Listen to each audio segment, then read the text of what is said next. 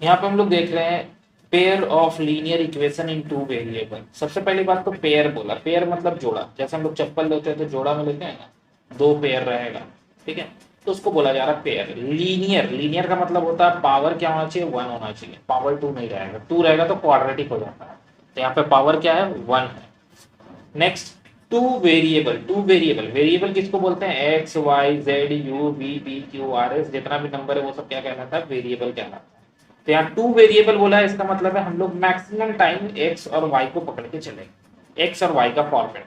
अब जैसे कि यहाँ पर कुछ एग्जांपल्स लिखा है, यहाँ एक इक्वेशन लिखा हुआ दिख रहा है, ये इक्वेशन दिख रहा है, इसमें क्या है, एक्स लिखा हुआ है यहाँ पर, एक्स और वाई, तो ये हो गया दो वेरिएबल, और दोनों का पावर क्या है, वन है, पावर वन है। इसका मतलब क्या है, ये लीनियर है, ठीक है। पहचानने का तरीका कैसा होगा कि दो वेरिएबल में दिखेगा और लीनियर दिखेगा, लीनियर मतलब पावर वन दिखेगा, और जो भी होगा इक्वेशन, इक्वेशन का मतलब होता है यहाँ इक्वल टू का साइन होना चाहिए, कहीं पे भी, जरूरी नहीं है वहां, यहाँ भी देखो ये भी एक तरह का इक्वेशन का फॉर्म है, ये भी एक इक्वेशन का फॉर्म दिया गया, लीनियर इक्वेशन है टू वेरिएबल। कैसे, एक्स और वाई दो चीज दिख रहा है तो लीनियर इक्वेशन टू वेरिएबल, ये फॉर्मेट होता है। फॉर्मेट हम यहाँ पे लिख रहे हैं। अगर पहला लीनियर इक्वेशन का बात करें तो पहला लीनियर इक्वेशन होगा A one X plus B one Y plus C one equal to zero, ये पहला लीनियर इक्वेशन का फॉर्मेट होगा। एग्जाम्पल के लिए देखें तो बोल सकते हैं two X plus three Y plus seven equal to zero, इस तरह का फॉर्मेट। दूसरा बात करें, A two X plus B two Y plus C two equal to zero. अब दूसरा इक्वेशन कुछ भी हो सकता है, four X plus seven Y plus nine equal to zero. अब ये हो सकता है कि ये जो नाइन हम यहाँ पे लिखे हैं, ये नाइन यहाँ नहीं होके इधर हो, ठीक है, मतलब ऐसा भी इक्वेशन हो सकता है। तो इसको हम लोग कन्वर्ट कर लेंगे किसमें, इस टाइप का फॉर्मेट में। सी कहाँ है, सी है हम लोग का इस साइड में, ठीक है, लेफ्ट साइड में, राइट साइड में नहीं है, तो हम उसको उठा के क्या करेंगे, लेफ्ट साइड में ले आएंगे। तो ये फॉर्मेट, ये हो गया पहला दूसरा इक्वेशन, और ये हो गया पहला इक्वेशन।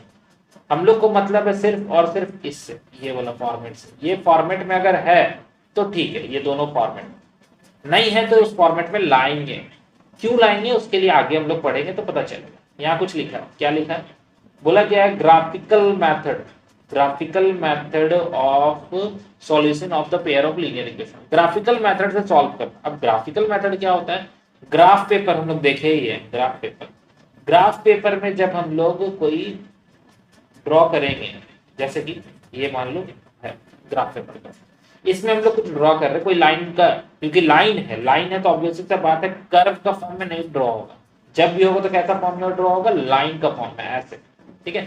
तो मान लेते एक लाइन पहला वाला इक्वेशन का ड्रॉ किया तो ऐसा बना, दूसरा इक्वेशन ऐसे करके बना, तो यहाँ पर ये इंटरसेक्ट कर रहा है, इंटरसेक्ट कर रहा है, इसका मतलब है ये है उसका सॉल्यूशन। अब ये सॉल्यूशन का मतलब क्या है, सॉल्यूशन का मतलब ये है कि जो भी एक्स और वाई का वैल्यू आएगा यहाँ से, वो हम लोग का आंसर होगा। क्या चीज का आंसर होगा, वो आंसर ये होगा कि जो वैल्यू हम लोग यहाँ पर एक्स और वाई का पुट करेंगे तो एग्जैक्ट आंसर ये आ जाएगा, वो सॉल्यूशन देगा। क्योंकि एक्स और वाई का तो बहुत सारा वैल्यू यूज कर सकते हैं, मगर आंसर नाइन नहीं आएगा, जब भी आएगा तो एक पर्टिकुलर पॉइंट पे ही आएगा, ये हम लोग यहाँ पे देख सकते हैं। बट कभी कभी होता है कि इसी ग्राफ में मान लो एक लाइन ऐसे आया और एक लाइन ऐसे ही सेम टू सेम आ गया, पैरेलल हो गया, तो पैरेलल का केस में कोई भी सॉल्यूशन नहीं होता है, नो सॉल्यूशन होता है। अब नो सॉल्यूशन होता है तो पता कैसे चलेगा, पैरेलल आ जाएगा, ग्राफ पे बना रहे ना, ग्राफ बना रहे तो पैरेलल आएगा। अब बोल देगा बिना ग्राफ का बताइए कैसे होता है, तो उसके लिए भी हम लोग आगे देखें। एक और लाइन हो सकता है, कैसा लाइन, एक लाइन ऐसा है जो कि एक के ऊपर एक लाई कर रहा हो, ओवरलैप कर गया, एक के ऊपर एक। मैं क्वेश्चन कुछ भूल जाएंगे फिर। बोलो। आप बोले ना स्ट्रेट लाइन जाएगा क्योंकि ये लीनियर है, लीनियर, यस। तो क्वाड्रेटिक के केस में क्या होता है फिर? क्वाड्रेटिक में कर्व बनता है इस तरह का फॉर्मेट में, ऐसे बन सकता है, ऐसे बन सकता है, ऐसे बन सकता है।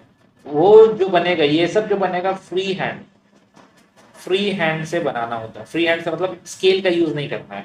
जब लीनियर के बनेगा बाद का जितना भी बनेगा सब सब ऐसे ऐसे ही ही बनेगा, रहेगा, हाँ सब ऐसे जितना बनेगा। पावर बढ़ती जाएगा। हाँ जैसे जैसे पावर, जैसे कि पहला अगर बात करें खाली सिंगल स्क्वायर लिखा होता है ऐसा बनेगा, अब क्यूब लिखा हुआ है तो क्यूब लिखा होता है ऐसा बनेगा, थोड़ा बड़ा, ठीक है। और हो सकता है three x square four x square हो, तो फिर उसका वैल्यू देख के हम लोग प्लॉट करेंगे कहाँ कहाँ वैल्यू आ रहा है, तो उस हिसाब से फिर उसको बना देगा। ये फ्री हैंड से बनेगा। एक चीज ध्यान रखना, स्क्वायर या क्यूब जो भी रहेगा वो सब फ्री हैंड से बनेगा। लीनियर इक्वेशन में सर हम सिर्फ लोग 11th 12th में जो इलिप्स पैराबोला सब पढ़े थे। तो उसमें देखो इक्वेशन कैसा होता था, X square by A square plus Y square by B square equal to 1। ये कुछ इस तरह का है। तो देखो ये कर्व बन रहा है ऐसे, ये कर्व बना, इस तरह का इक्वेशन बना। पैराबोला का बात करें, पैराबोला में कर्व ऐसा बनता था, उसका इक्वेशन क्या था, y equal to X 4x square. तो देखो एक्स स्क्वायर दिख रहा है यहाँ पे हम लोग को, एक्स स्क्वायर दिख रहा है, मतलब कर्व ऐसे बना है। ये सब कैसे बनता है, ये सब ड्रॉ किया जाता है। ड्रॉ करने का मतलब क्या है, हम लोग को एक बॉक्स बना लेना होगा। एक बॉक्स में हम लोग नंबर लिखेंगे एक्स वाई, एक बार एक्स का वैल्यू 0, एक बार वाई का वैल्यू को 0, एक बार एक्स का वैल्यू -1, एक बार वाई का वैल्यू -1। कुछ भी अपने मन से जितना भी वैल्यू लेना चाहते हैं तो ले सकते हैं, और उस वैल्यू को फिर हम लोग ग्राफ में प्लॉट करेंगे, कहाँ कहाँ आ रहा है। जहां जहां आ रहा होगा तो वहां वहां हम लोग पुट कर देंगे। जैसे ऐसे आया तो ये बन गया ऐसे ग्राफ। मगर लीनियर में क्या है, लीनियर हम लोग को पता है कि एकदम एग्जैक्ट क्या आएगा, सीधा सीधा लाइन आएगा। सीधा सीधा लाइन आएगा तो हम लोग क्या करेंगे, जब इसका ग्राफ बनाएंगे तो जो जैसे कि मान लो कि x का वैल्यू 0 लिया है तो 4 आया, और y का वैल्यू 0 लिया तो 2 आया। तो यहाँ पे x का वैल्यू 0, y का वैल्यू 4 यहाँ आ जाएगा, और x का वैल्यू 2 यहाँ आ जाएगा। ये ऐसे बन जाएगा ग्राफ, ठीक है। ये इस तरह का ग्राफ बनेगा। और कर्व वाला जो बनेगा, स्क्वायर वाला रहेगा तो कर्व का फॉर्म में बनेगा। जितना भी स्क्वायर रहे, क्यूब रहे, पावर 5 रहे, पावर रूट में रहे, या फिर फ्रैक्शन नंबर रहे। एक और चीज, ग्राफ हम लोग एक बार 11th क्लास में एक बार और डिस्कस करेंगे। ये है 1/x, 1/x ग्राफ का बात करेंगे तो ये ग्राफ ऐसे कुछ बनता है, इस तरह का फॉर्म में बनता है। ये ग्राफ हम लोग को आगे चल के 11th क्लास में भी देखना है। चैप्टर 2 में ग्राफ आएगा, उस टाइम में ये बताया जाएगा। ये क्या है, फ्रैक्शन में, ठीक है। हो सकता है 1/x हो, 2/x हो, 3/x हो, 1/x स्क्वायर भी हो सकता है, ठीक है। तो बहुत सारा ग्राफ हो सकता है। और एक चीज, मॉड वाला भी ग्राफ आता है। ये क्या है, ये बोल रहा है कि कोई भी वैल्यू ले लो, ये इस तरह का फॉर्म में देगा। क्योंकि क्या लिखा हुआ है, एक्स और वाई दोनों सेम है। एक्स का वैल्यू जो भी रखेंगे, वाई का वैल्यू हमेशा क्या मिलेगा, पॉजिटिव मिलेगा। तो जब भी हम लोग ग्राफ ड्रॉ करेंगे तो हमेशा क्या आएगा, हम लोग का पॉजिटिव आएगा, वाई का आंसर पॉजिटिव आएगा। एक्स नेगेटिव लेंगे, पॉजिटिव आएगा। बॉक्स बना के देखते हैं एक बार, देखो यहाँ बॉक्स बना रहे हैं, यहाँ लिख देते हैं एक्स और ये वाई। एक्स का वैल्यू 0 लेंगे तो वाई भी 0 आएगा, तो 0 0 एक पॉइंट मिल गया, यहाँ पे दिख रहा है एक पॉइंट मिला। दूसरा, एक्स का वैल्यू 1 लेंगे तो वाई का वैल्यू 1 आएगा, तो 1 1 पे यहाँ पे पॉइंट मिल रहा है, ये वाला पॉइंट मिल गया। दूसरा, अगर हम लोग लेते हैं एक्स का वैल्यू -1 तो वाई का वैल्यू भी -1 आएगा, मतलब यहाँ पर आ रहा है। ये देखो ये ऐसे करके ग्राफ बन रहा है, और वैल्यू लेते जाएंगे और वैल्यू ऊपर जाते जाएगा, और वैल्यू लेंगे इधर भी ऊपर जाएगा। नेगेटिव पॉजिटिव दोनों लेके चलेंगे तो दोनों दोनों मिलते जाएगा, ठीक है। क्यों, क्योंकि यहाँ पे क्या बोल रहा है, ऑलवेज पॉजिटिव आएगा। क्यों, मॉड लगा हुआ है, मॉड लगा हुआ है, इसका मतलब क्या हुआ, ऑलवेज पॉजिटिव आंसर मिलेगा, उसमें कुछ चेंज कर नहीं सकते। तो यही हम लोग का ये ग्राफ के बारे में है। ग्राफ के बारे में अलग से हम एक बार वीडियो बना के बता दें, ठीक है। फिलहाल हम लोग यहाँ पे बात कर रहे हैं ग्राफिकल मेथड के बारे में, graphical method of solution of pair of linear equation, जो कि ग्राफ हम बताएं कैसे सॉल्व करना। बिना ग्राफ का नहीं बनेगा वो। अब बिना ग्राफ का अगर बनाना है तो उसके लिए भी हम लोग को नीचे पढ़ना पड़ेगा। देखो यहाँ पे दिया हुआ एक लाइन लिखा हुआ है, ये एक लाइन लिखा हुआ है, ये लिख दिया लाइन इंटरसेक्ट। कैसे बता दिया भाई, बिना कुछ बनाए हुए कैसे बता दिया। दूसरा में एक इक्वेशन लिखा, फिर इक्वेशन, और बोला क्या है, कॉन्साइड। कॉन्साइड का मतलब क्या होता है, एक के ऊपर एक लाइन लाकर। इंटरसेक्ट मतलब ऐसा, और पैरेलल मतलब ऐसा, ठीक है। ये ध्यान रखना, लाइन का जैसा फिगर बना रहा है। ये बोल रहा है कि पहले a1/a2 b1/b2 और c1/c2 निकाल लीजिए। अब ये a1 b1 c1 c2 क्या है, अभी जस्ट हम थोड़ी देर पहले बताए थे। कोई भी इक्वेशन होगा वो फॉर्मेट होगा a1x + b1y + c1 = 0। दूसरा होगा ax + b2y + c2 = 0। इस फॉर्मेट में होना चाहिए। अगर इस फॉर्मेट में है तो आराम से हम लोग को a1 पता चल जाएगा। चलो चेक करते हैं a1 क्या है। यहाँ पर a1 कुछ नहीं, मतलब 1 है। यहाँ पर b1 क्या हो जाएगा, -2, और c1 0 है। क्यों, क्योंकि यहाँ तो c है ही नहीं। दूसरे वाले में बात करें तो ये है a2, ये है b2, और ये है c2। क्लियर है क्या बोलना चाह रहे, a1 b1 c1 a2 b2 c2। दूसरा वाला में देखें तो ये a1 है, ये b1 है, ये c1 है। यहाँ a1 a2 है, b2 है, और ये है पूरा c2। साइन ध्यान रखना, साइन भी लेना है, ठीक है ना। ऐसा नहीं कि साइन को छोड़ देंगे, साइन भी साथ में लेते हुए चलना है। अब ले लेने के बाद करना क्या है, रेशियो तो चेक कर ले रहे हैं, चलो ठीक है। रेशियो में क्या मिलेगा हम लोग को, रेशियो में यहाँ कुछ मिलेगा, दिखा है कुछ बोल रहा है, क्या बोल रहा है। ये इक्वेशन जो दिया हुआ था, ये वाला इक्वेशन जो दिया हुआ था, और ये जो इक्वेशन दिया हुआ था, इसमें a1/a2 निकाले तो 1/3 आया, बात तो सही है। b1/b2 निकाले तो -2 और y में 4, ये भी सही है। C1 C2 निकाला तो 0 है, क्यों 0 है? क्योंकि यहाँ पे C नहीं है, C नहीं है इसका मतलब 0 होगा। और नीचे में क्या है 20 है, तो 20 हो गया। अब पता चला ये दोनों क्या लिखा हुआ, कंपेयर द रेशियो, रेशियो को कंपेयर कर रहे हैं। A1/A2 is not equal to B1/B2। अगर ऐसा केस आता है जिसमें A1/A2 is not equal to B1/B2 होगा, तो उसको बोलेंगे लाइन इंटरसेक्ट कर रहा है। यानी कि बिना ग्राफ बनाए हुए हम लोग बता दिए, क्या बता दिए कि लाइन कैसा बनेगा, इसका मतलब इसका लाइन ऐसे बनेगा क्रॉस टाइप। ठीक है। और एक चीज बोला है, इसका जो अलजेब्रिक इंटरप्रिटेशन है, मतलब कि जो आंसर आएगा एग्जैक्टली वन सॉल्यूशन आएगा। एग्जैक्टली वन सॉल्यूशन मतलब हाँ एक पॉइंट पे मीट कर रहा, तो इसका मतलब वन ही सॉल्यूशन होगा ना। अगर बहुत सारा पॉइंट पे मीट करता है, जैसे कि क्वेश्चन नंबर यहाँ पे दो नंबर पे लिखा हुआ है, ये एक इक्वेशन है, ये एक इक्वेशन है, रेशियो निकाला है, इसमें तीनों का रेशियो निकाला, चेक कर लो 2/4 3/6 -9/-18 और तीनों का तीनों सेम आ गया। सेम आया तो कॉन्साइड लाइन, कॉन्साइड लाइन किसको बोलते हैं, एक के ऊपर एक लाइन आता है, कॉन्साइड कहलाता है, जिसमें हर एक पॉइंट पे लाइन कट कर रहा है। देखो हर एक पॉइंट पे लाइन कट कर रहा है, एक दूसरे को काट रहा है। ये बहुत सारा पॉइंट होगा, हर एक पॉइंट पे क्या कर रहा है, कट कर रहा है। तो कट कर रहा है इसलिए इनफाइनाइटली मेनी सॉल्यूशन होगा, बहुत सारा सॉल्यूशन हो सकता है, मतलब x का और y का वैल्यू तो बहुत सारा लिख सकते हैं। नेक्स्ट बात करते हैं हम लोग इस इक्वेशन के बारे में। इस इक्वेशन में क्या बोला है, जब रेशियो निकाला गया तो पहला दो इक्वल आया और लास्ट वाला अनइक्वल आ रहा, दिख रहा है यहाँ पे अनइक्वल लिखा हुआ। ठीक है, तो ऐसा इक्वेशन में क्या होता है, पैरेलल लाइन होगा। पैरेलल लाइन कैसे दिखता है, दो लाइन ऐसे रहेगा पैरेलल, जिसमें कभी कट नहीं करेगा, कट नहीं करेगा इसका मतलब सॉल्यूशन नहीं आएगा, कट करेगा तो सॉल्यूशन आएगा, कट नहीं करेगा तो सॉल्यूशन नहीं आएगा। अब एक क्वेश्चन यहाँ पे उठता है कि क्या होगा अगर यहाँ पर एक स्टेप और आता, कौन सा स्टेप और आता कि C1/C2 इक्वल टू C1/C2 और C1/C2 के साथ इक्वल हो जाता, तो हमको उससे कोई मतलब नहीं है, पहले ही चेक कर लेना है। अगर नॉट इक्वल आ रहा है तो समझ जाना है कैसा है वो, इंटरसेक्टिंग लाइन है। बगल वाला से कोई मतलब नहीं, C1/C2 इक्वल आए या नहीं आए उससे कोई मतलब नहीं है। हम लोग को बस ध्यान रखना है कि A1/A2 is not equal to B1/B2 आया, इसका मतलब है कि इसका एक ही आंसर निकलेगा, ये इंटरसेक्टिंग लाइन होगा। नेक्स्ट स्टेप से कोई मतलब नहीं, मगर बनाना तो पड़ेगा, C1/C2 तो निकालना पड़ेगा, चेक करने के लिए, कंपेयर करने के लिए निकालना ही पड़ेगा। नेक्स्ट, तो ये पता चल गया हम लोग, ऐसा हुआ कि दोनों ही अनइक्वल हुआ दोनों तो उससे कोई मतलब नहीं ना, पहला वाला से सिर्फ मतलब है, पहला वाला अनइक्वल आया इसका मतलब ये इंटरसेक्टिंग लाइन है। बगल वाला से कोई मतलब नहीं, अनइक्वल आए या इक्वल आए इससे कोई मतलब नहीं, सिर्फ पहला वाला चेक करना। अनइक्वल आया इंटरसेक्टिंग, इक्वल आया तो नेक्स्ट स्टेप फिर से चेक करो, वो भी इक्वल आया तो कॉन्साइड कर रहा है, और अगर बगल वाला नहीं आया इक्वल इसका मतलब पैरेलल लाइन। बस तीन ही केस में, और दोनों रहा तो फिर वो इंटरसेक्टिंग ही कहलाएगा। हाँ इंटरसेक्टिंग ही कहलाएगा। पहला नॉट इक्वल आया तो मतलब इंटरसेक्टिंग, देखो यहाँ लिखा है इंटरसेक्टिंग के लिए, ऑन साइड के लिए और पैरेलल के लिए, जो ऊपर समझाया उसी को यहाँ पे लिख के दिखा रहा है।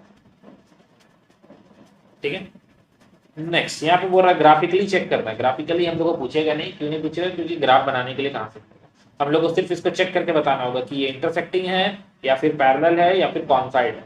तो हम लोग चेक कर रहे हैं कि A1/A2 1/2 और ये कितना आ रहा है 3/3, तो 3/3 यानी कि 1 आ जाएगा, -1 आ रहा है जो कि नॉट इक्वल है। नॉट इक्वल इसका मतलब ये कैसा फिगर बनेगा, कटने वाला फिगर बनेगा। चेक करते हैं फिगर, कट रहा है ना एक पॉइंट पे, बताया था ग्राफ बनाएंगे तो ऐसे ही बनेगा, ये कटने वाला फिगर बनेगा। ठीक है, नेक्स्ट ये फिर से पूछ रहा है ग्राफिकली सॉल्व करना है। तो पहली बात तो ये जो इक्वेशन, हम ग्राफिकली में ज्यादा ध्यान नहीं देना, ग्राफिकली से हम लोग को कोई मतलब नहीं है। ठीक है, हाँ भले क्वेश्चन पूछ लेगा कि ग्राफ में ऐसे कट कर रहा है तो ये वाला पॉइंट बताइए कौन सा होगा, ये पॉइंट। तो ये पॉइंट तुमको चेक करना होगा कि किस एरिया में ये कट करके आ रहा है, इसको यहाँ से मिला लेंगे और इसको यहाँ से मिलाएंगे कि किस पॉइंट पे कट कर रहा है, तो यहाँ से उसका आंसर y का वैल्यू और यहाँ से x का वैल्यू मिल जाएगा। तो ये बोलेगा तब, अगर ग्राफ दिया रहेगा तो ऐसे हम लोग को ग्राफ में सॉल्व करना निकलेगा। सबसे पहला काम यहाँ पे ध्यान देंगे कि ये जो इक्वेशन है फ्रैक्शन में लिखा हुआ है, तो हम लोग कोशिश करेंगे, फ्रैक्शन अच्छा नहीं लगता, तो हम लोग a2 का वैल्यू और a2x + b2y + c2 = 0 बनाने के लिए इसका एलसीएम ले लेंगे। इस इक्वेशन का, सेकंड वाला इक्वेशन का एलसीएम ले लेंगे, उसके बाद एलसीएम लेने के बाद ही आगे बढ़ना है। एलसीएम लेके क्रॉस कर लेना है, उसके बाद जो इक्वेशन आएगा उसके बाद चेक करना है कि ये दोनों आ रहा है कि नहीं। अब पता चलेगा दोनों सेम ही आ जाएगा। देखो यहाँ पे लिखा हुआ इक्वेशन को सॉल्व किया और पता चला यही इक्वेशन वापस आ गया, सेम इक्वेशन आ गया। सेम इक्वेशन आ गया इसका मतलब क्या है, infinitely many solution. Same equation रहेगा तो एक के ऊपर एक कॉन्साइड कर जाएगा, इन्फिनिटली मेनी सॉल्यूशन। नेक्स्ट ये है वर्ड प्रॉब्लम, ये तुम लोग के लिए है, उसको ट्राई कर लेना है। इक्वेशन बन गया तो फिर आंसर आ जाएगा। देखो यहाँ पे इक्वेशन बन गया, दो इक्वेशन बन रहा है, ग्राफ से सॉल्व किया, हमको ग्राफ से कोई मतलब नहीं है, हम लोग को सॉल्व कैसे करना है, शॉर्टकट सॉल्व करना है। अच्छा चलो एक शॉर्टकट तरीका ही बता रहे हैं, ए और बी और सी ऑप्शन में दिया हुआ है। मान लेते हैं क्वेश्चन में लिख दिया है कि 0 2, पहला आंसर 0 2, दूसरा आंसर 2 0, तीसरा आंसर 2 2। कैसे चेक करेंगे, बैठ के सॉल्व करेंगे तो भी कर सकते हैं, नहीं तो एक काम करेंगे हम लोग, ये ऑप्शन को उठा के इक्वेशन 1 में पुट करेंगे। अगर ये इक्वेशन में सेटिस्फाई करता है ये पॉइंट, पहला वाला क्या होता है, एक्स होता है, पहला एक्स है, दूसरा वाई है, तो ये क्या है, इक्वेशन में अगर सेटिस्फाई कर रहा है, इसका मतलब ये होगा कि यही आंसर है। ठीक है, अब एक ही इक्वेशन नहीं, दोनों में ट्राई कर लेना है, ऐसा नहीं कि सिर्फ फर्स्ट वाला में सॉल्व किए पुट किए आंसर आ गया तो ठीक है, नहीं, दूसरा वाला में भी ट्राई कर लेना, दोनों इक्वेशन में अगर सेटिस्फाई कर रहा है वो पॉइंट, तो इसका मतलब वही सॉल्यूशन। ठीक है, तो ये शॉर्टकट तरीका है, आगे हम दिखाएंगे क्वेश्चन को कैसे सॉल्व किया जाएगा। फिलहाल आ जाते हैं एक्सरसाइज में, exercise 3.1 word problem. Word problem तुम लोग को ट्राई करना है, बहुत इंपॉर्टेंट होगा वर्ड प्रॉब्लम, क्योंकि इसमें इक्वेशन दिया नहीं है, इक्वेशन तुम लोग को खुद से बनाना पड़ेगा, उसके बाद सॉल्व करना होगा। जैसे यही क्वेश्चन को आंसर दे देगा, ऑप्शन में दे देगा ए नंबर में, क्या लिखा हुआ था इसमें, गर्ल्स और boy, number of girls, girls का वैल्यू दे दिया मान लेते हैं 3 और बॉयज के लिए दे देगा 2, फिर दूसरा दे देगा गर्ल्स इक्वल टू 2 और बॉयज इक्वल टू 3, इस तरह से क्वेश्चन में दे देगा। तो तुमको खुद सोचना है कि तुम इसको सॉल्व करने के लिए हम लोग को चाहिए होगा पहले इक्वेशन, इक्वेशन को कैसे सॉल्व करना है वो तरीका भी नहीं सीखे। अब यहाँ पे सिर्फ बोला है क्या, सॉल्यूशन निकालना ग्राफिकली, ग्राफिकली निकालना है तो ग्राफ में बना के देंगे, तो ग्राफ में बनाएंगे तो बन जाएगा, मगर अभी हम इक्वेशन को सॉल्व करना सीखे नहीं है। ठीक है, और नहीं सीखे हैं तो इसके लिए क्या करेंगे, ऑप्शन में जो वैल्यू लिखा रहेगा वो इक्वेशन का लेफ्ट साइड में पुट करेंगे एलएचएस में, और वो आरएचएस आ जाएगा, या फिर आरएचएस में पुट करो एलएचएस आ जाएगा। अगर ऐसा हो रहा है दोनों इक्वेशन में तो आंसर मतलब यही होगा, अगर नहीं हो रहा है तो फिर दूसरा वाला ट्राई करो, तीसरा वाला ट्राई करो, चौथा वाला ट्राई करो, ये शॉर्टकट तरीका था। अब लंबा प्रोसेस सॉल्व करने का तरीका वो देखेंगे। अच्छा ये तो अभी बता दिए, कंपेयर करने वाला कि लाइन कैसा होगा, पैरेलल होगा, कॉन्साइड होगा या इंटरसेक्टिंग होगा, बता। नेक्स्ट इसमें है कंसिस्टेंट इनकंसिस्टेंट। अब ये इनकंसिस्टेंट और कंसिस्टेंट का मतलब क्या है, अगर लाइन कट कर रहा है तो वो कंसिस्टेंट कहलाता है, और लाइन नहीं कट करेगा तो इनकंसिस्टेंट। एक ही ये होगा इनकंसिस्टेंट, और ये है consistent line. Consistent line intersecting भी हो सकता है और कॉन्साइड भी कर सकता है, बट इनकंसिस्टेंट लाइन हमेशा पैरेलल ही मिलेगा। तो यहाँ पे पूछा है कौन सा कंसिस्टेंट है, अगर वो इंटरसेक्टिंग आ रहा है या फिर कॉन्साइड कर रहा है तो वो कंसिस्टेंट है, और अगर पैरेलल आ रहा है तो वो कहलाएगा क्या, इनकंसिस्टेंट। तो यहाँ पे तुम लोग को चेक कर लेना है उसको। ग्राफिकली फिर से पूछा है तो ग्राफिकली में ध्यान नहीं रखा है, अभी हम एक बताएंगे तरीका, उससे सॉल्व करने के लिए इसको सॉल्व किया जाएगा, ग्राफिकली नहीं करना। ठीक है, नेक्स्ट फिर से वर्ड प्रॉब्लम है, वर्ड प्रॉब्लम देख लेना है। यहाँ पे बोला गया है क्या, एक इक्वेशन दिया गया है, बोल रहा है तुमको खुद से अनदर इक्वेशन लिखना है। अब अनदर इक्वेशन का मतलब क्या है, जैसे ये इक्वेशन है इसी तरह का एक इक्वेशन बनाना है जिसमें लाइन इंटरसेक्ट करे।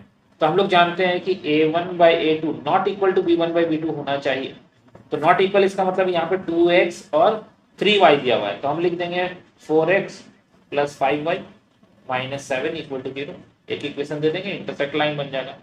पैरेलल लाइन किसको बोलते हैं, जब a1/a2 = b1/b2 होगा, मतलब पहला वाला तो सेम टू सेम लिखना पड़ेगा और बगल वाला को कुछ और लिख दो।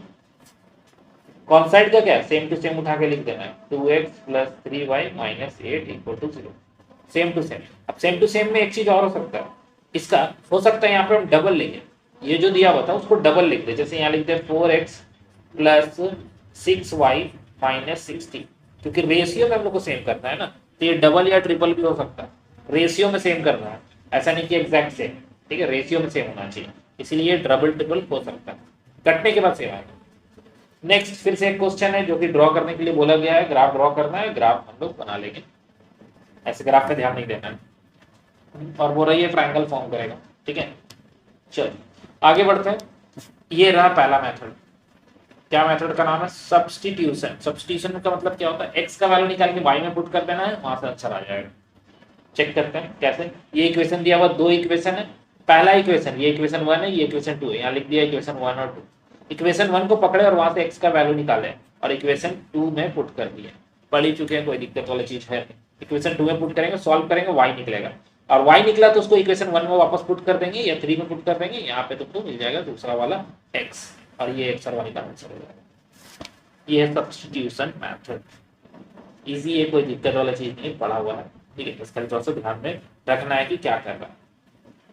नेक्स्ट, ये सारा एग्जाम्पल है, एग्जाम्पल देख लेना। हम लोग को वर्ड प्रॉब्लम में ज्यादा ध्यान देना और ये क्वेश्चन बहुत अच्छे से बना लेना, ये क्वेश्चन बहुत इंपॉर्टेंट है, ठीक है, जिसमें एम का वैल्यू फाइंड करना है।